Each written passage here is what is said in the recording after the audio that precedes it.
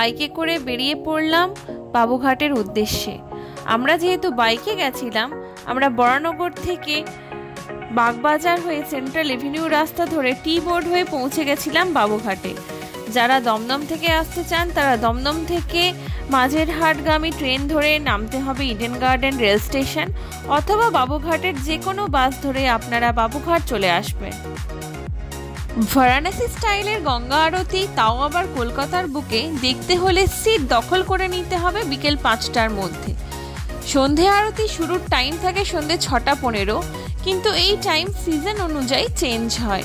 যেহেতু আরতি শুরু হতে সময় ছিল, তাই আমরা নিজেদের মতন সময়টাকে একটু উপভোগ করে নিলাম।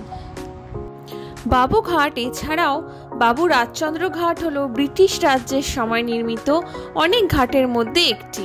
হুগলি নদীর তীরে স্ট্যান্ড রোডে বিবাদীবাগে অবস্থিত। আজ এটি একটি ট্যুরিস্ট স্পট। এটি চক্ররেলের জন্যও বিখ্যাত। বাংলায় বাবু মানে সাহেব বা ভদ্রলোক। ঘাটটি নামকরণ করা হয়েছিল রানী রাসমণির স্বামী ও জানবাজারের জমিদার বাবু রাজচন্দ্র দাসের নামে, যিনি 1830 সালে তার প্রয়াত স্বামীর স্মরণে এটি নির্মাণ করেন। ঘাটটি সকাল থেকে গভীর সন্ধে পর্যন্ত লোকেদের সাথে ভিড় করে, যারা এটি স্নান, পুজো, ধর্মীয় অনুষ্ঠান এবং অবসর সময়ে ব্যবহার করেন। চলুন এবার আমরা সন্ধে আরতিতে ফিরে যাই।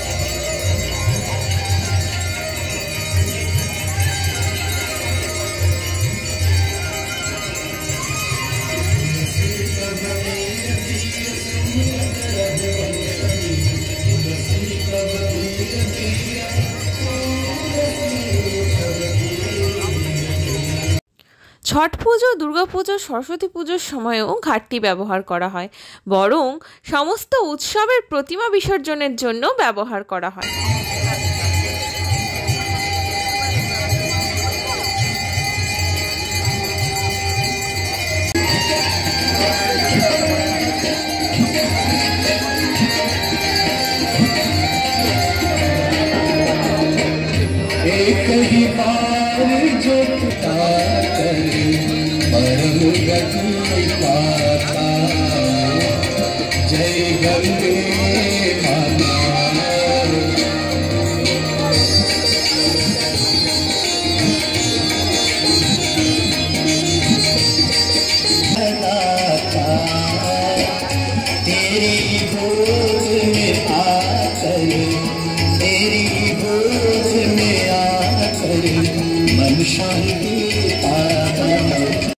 সন্ধে আরতি দেখার পর বিচলিত মনও যেন শান্ত হয়ে যায়। সন্ধে আরতি হলো দেবতাদের প্রতি ভক্তি ও কৃতজ্ঞতা জানানো, তাদের আশীর্বাদ খোঁজা এবং আধ্যাত্মিকভাবে দিনটি শেষ করা। সন্ধে আরতির পর্ব শেষ করার পর এবার একটু ভুরি ভোজের পালা। পাশেই ছিল রিভার ট্রাফিক পুলিশ ক্যান্টিন নামে একটি রেস্টুরেন্ট। খাবারের প্রাইসটা খুবই রিজনেবল রেটে ছিল।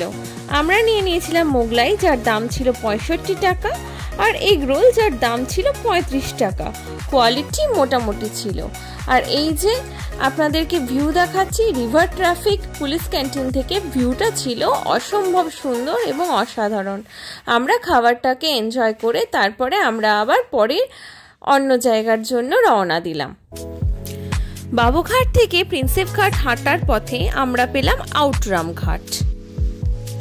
আউটরাম ঘাটের পরেই আমরা পেলাম শ্রী শ্রী গঙ্গেশ্বর মহাদেব মন্দির। সেই রাস্তা ধরেই হাঁটতে থাকলে পাবেন সি এক্সপ্লোরার্স ইনস্টিটিউট, যেখানে সিম্যানশিপ, মেরিন অ্যাওয়ারনেস, কায়াকিং ছাড়াও আরও বিভিন্ন অ্যাক্টিভিটিসের ওপরে ট্রেনিং করানো হয়। এইবার আমরা সেই রাস্তা ধরে বাইক নিয়ে চলে এলাম প্রিন্সেপ ঘাটের দিকে। তো ফাইনালি আমরা পৌঁছে গেলাম প্রিন্সেপ ঘাটে। বিখ্যাত নীরকর সাহেবের ছেলে ছিলেন জেমস প্রিন্সেপ। তিনি 1799 সালে ইংল্যান্ডে জন্মগ্রহণ করেন। চোখের ইনফেকশনের কারণে আর্কিটেকচার নিয়ে বেশি দূর পড়াশোনা না করতে পারায় 1819 সালে তিনি কলকাতায় চাকরি করতে চলে আসেন। 1940 সালে মাত্র 41 বছর বয়সে তিনি মারা যান। তার স্মরণে এই মনুমেন্টের নাম দেওয়া হয় জেমস প্রিন্সেপ ঘাট।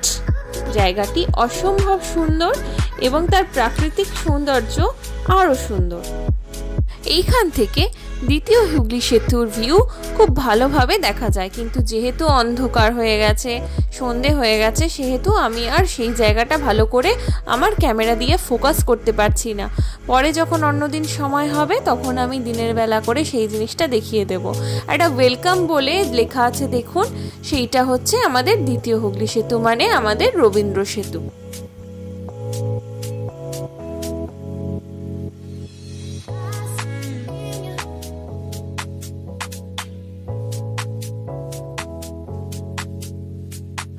এইবার চলে এসেছি আমরা প্রিন্সেপ ঘাটের পিছন দিকের জায়গাটায় আপনাদেরকে আমি দেখাবো।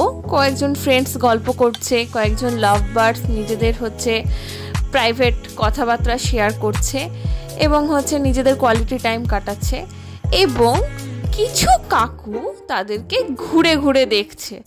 যখন 10 বছর আগে আমরা প্রেম করতাম তখনও দেখতাম যে এরকমই কয়েকজন কাকু এখানে দাঁড়িয়ে থেকে এরকমভাবে মনোরম দৃশ্য উপভোগ করতেন। দেখুন, ঘাম মুছতে মুছতে দেখছে, কি অদ্ভুত ব্যাপার। তারপর আমরা বেরিয়ে গেলাম, একটা মনুমেন্ট দেখলাম। মনোরম দৃশ্য উপভোগ করতে করতে এবার আমরা বাগবাজারের দিকে রওনা দিলাম।